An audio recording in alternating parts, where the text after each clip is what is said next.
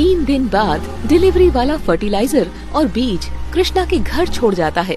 हाँ, अब इस फर्टिलाइजर और बीजों को जल्दी से घर के भीतर रखवा देता हूँ। इस पर जमींदार की कहीं नजर न पड़ जाए। कृष्णा ने जल्दी जल्दी सारी बोरियों को घर के अंदर रखवाया। अरे बेटा, चल इन बीजों को बो आते हैं और ये खाद भी डाल आते हैं। अरे नहीं नहीं पिताजी, अभी हम सिर्फ बीज बोएंगे।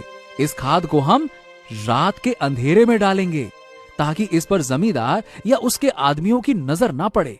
कृष्णा के चेहरे पर चिंता और सतर्कता के भाव थे। वो जानता था कि अगर जमींदार को इस नई तकनीक का पता चल गया तो बड़ी मुसीबत हो सकती है। कृष्णा खेत में जाकर पालक के बीजों को बोने लगा। इतने में जमींदार वहाँ आ पहुँचा। क्या रे कृष्णा, कौन सी फसल लगा रहा है? मैं पालक की फसल लगा रहा हूँ जमींदार जी। अरे वासुदेव, तेरा बेटा तो तुझसे भी बड़ा मूर्ख निकला। क्या तुझे पता भी है कि इसने क्या किया है? इसने मुझसे जो पैसे लिए हैं ना, उसके बदले ये शर्त रखी है कि अगर 1.5 महीने में फसल की कटाई नहीं किया तो भैया सारी फसल मेरी हो जाएगी। अब बताओ कितना बड़ा बेवकूफ है तेरा लड़का। इतना भी नहीं पता कि 1.5 महीने में कोई फसल हो ही नहीं सकती है, ये सारी बात सुनने के बाद भी वासुदेव जमींदार को कोई जवाब नहीं देता है। वो बस जमींदार को देखकर रहस्यमयी तरीके से मुस्कुराता रहता है। लगता है कि तू भी अपनी बेटे की तरह पगला गया है।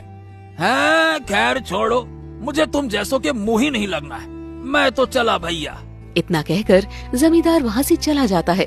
देखते देखते 1.5 महीना बीत जाता है। जमींदार अपने घर में अपने नौकरों से बात कर रहा था।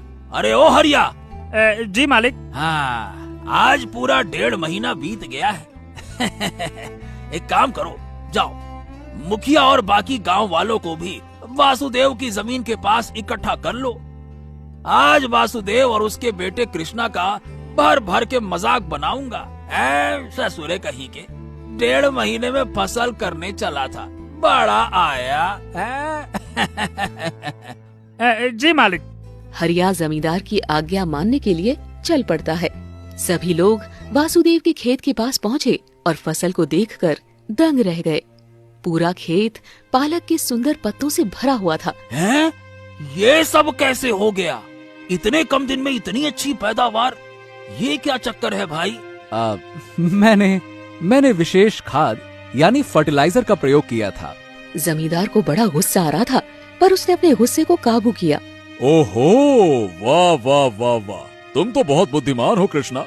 वाकई में ये तो तुमने करिश्मा करके दिखा दिया। बहुत बढ़िया, बहुत बढ़िया, शाबाश। आज पहली बार जमींदार अपनी शर्त हारा था। उसके चेहरे पर बहुत गुस्सा था, लेकिन उसके शातिर दिमाग में एक नई तरकीब आई। वाह वाह कृष्णा, वाह वाह भाई, तुमने तो कमाल कर दिखाया। सच कहूँ तो मैंने तो तुम्हें कम आंक लिया था। बहुत बढ़िया, बहुत बढ़िया।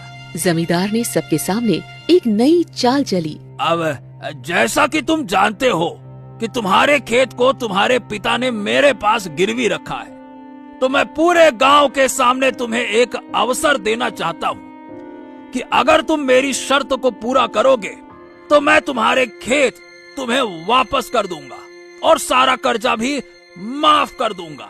सबके सामने बोल रहा हूँ। हाँ ठीक है, ठीक है, कहिए, आपकी जो भी शर्त है मुझे मंजूर है जमींदार बाबू, कहिए।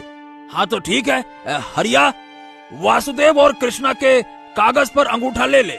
वासुदेव और कृष्णा कागज पर अंगूठा कर देते हैं। जमींदार बाबू, शर्त क्या है वो तो बताइए। हाँ, तो शर्त ये है कि तुम जो फसल उगाओगे उसमें जमीन के 1 फुट नीचे की फसल मेरी और 2 फुट ऊपर की फसल भी मेरी। अब अगर तुम बाकी बची हुई फसल को बेचकर ज्यादा मुनाफा बनाते हो तो मैं तुम्हारी जमीन वापस कर दूंगा, सीधी बात है। और अगर नहीं कर पाए तो फिर भैया भूल जाना अपनी जमीन फिर। हाँ। जमींदार की इस शर्त को सुनकर सभी गांव वाले एक दूसरे की तरफ देखने लगे।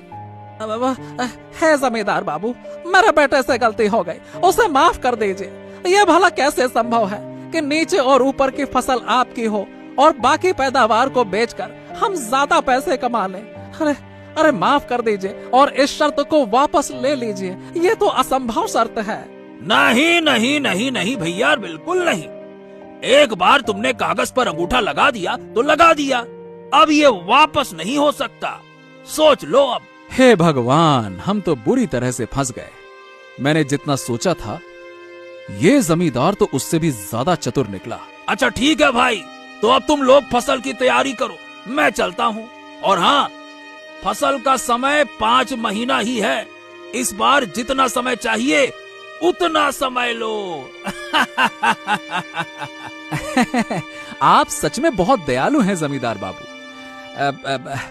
बस आपसे मेरी एक विनती है कि आप मेरी भी एक शर्त मान लें। अच्छा, क्या शर्त है बताओ। इन 5 महीनों में आप या आपका कोई नौकर हमारे खेत को नहीं देख सकता।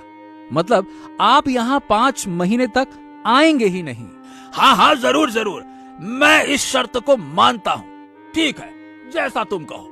जमींदार को लगा कि कृष्णा की ये शर्त उसकी जीत को और भी आसान बना देगी। कृष्णा और वासुदेव घर आ जाते हैं। अरे बेटा, ये तूने कैसी शर्त मान ली?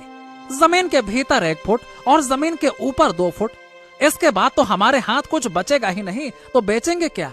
अरे पिताजी पिताजी, आप चिंता ना करें, अभी हमारे पास 5 महीने हैं। इन 5 महीनों में हम जरूर कुछ ना कुछ कर लेंगे। जमींदार भी देखता रह जाएगा कि उसका पाला किससे पड़ा है। देखते हैं कि ये ससुरा कृष्णा क्या कर लेता है। बड़ा आया, जग्गा जमींदार से चतुराई करता है। अब बस 5 महीने की बात है, फिर वासुदेव की जमीन मेरी। जमींदार की हंसी में जीत का घमंड था, लेकिन वो नहीं जानता था कि कृष्णा के दिमाग में क्या चल रहा है। देखते देखते 5 महीने बीत गए। सारे गांव वाले वापस से एकत्र हुए। वो जानना चाहते थे कि शर्त का विजेता कौन है। अरे अरे अरे, ये तुमने अपने खेत को ढक काहे रखा है? अरे काहे का तुम्हारा खेत? अब तो ये खेत मेरा हो गया। मेरी शर्त के आगे तुम कुछ नहीं कर सकोगे, ये तो मुझे पहले ही पता था।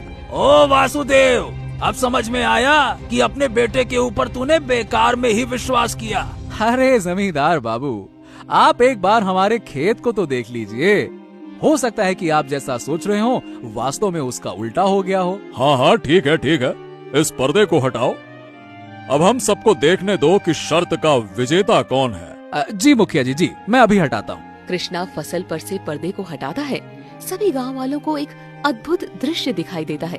कृष्णा ने बड़ी चतुरता से कद्दू की खेती की थी। उसने कद्दुओं को 3 फीट लंबे लकड़ी के डंडों में लगा दिया था। क्यों जमींदार बाबू, ये जो कद्दू है ये तो जमीन से 3 फीट ऊपर लगे हुए हैं। अब आप जमीन के 1 फुट नीचे और जमीन के 2 फुट ऊपर की फसल बेच दीजिए। मैं तो अपने 3 फुट ऊपर वाले कद्दू बेच कर आता हूँ। देखते हैं किसके पास ज्यादा धन आता है। सभी गांव वाले कृष्णा की चतुराई पर मुस्कुरा रहे थे। जमींदार का चेहरा शर्म से लाल हो गया। जमींदार की हार से उसका अहंकार चूर चूर हो गया। अरे बड़ा चतुर बनता है ना तू। रुक जा, तुझे तो मैं ऐसा सबक सिखाऊंगा कि ये गांव वाले तेरे पूरे परिवार को इस गांव से धक्के देकर बाहर निकाल देंगे। हाँ, हाँ। अरे वाह वाह वाह वाह वाह कृष्णा, वाह वाह, तुम तो बड़े बुद्धिमान हो। बहुत बढ़िया भैया, बहुत बढ़िया। मैं गांव वालों सुनो ध्यान से। भाई मैं अपनी हार स्वीकार करता हूँ और इस खेत को तुम्हारे नाम करता हूँ। भाई जिसने बुद्धिमानी दिखाई है, जिसने शर्त जीती है, वाहवाही तो उसकी बनती है। हाँ, तो आज मैं तुमसे बड़ा प्रभावित हुआ हूँ कृष्णा, और इसी खुशी में आज शाम को अपने घर में एक छोटी सी दावत, ध्यान से सुनो, अपने घर में एक छोटी सी दावत गांव के सभी मर्दों को देता हूँ। आप सभी मेरे घर पे जरूर आइएगा, ठीक है ना? हाँ। जमींदार के बदले हुए व्यवहार को देखकर गांव वालों के मन में शंका उठने लगी। उन्हें लग रहा था कि जमींदार के मन में कुछ और ही चल रहा।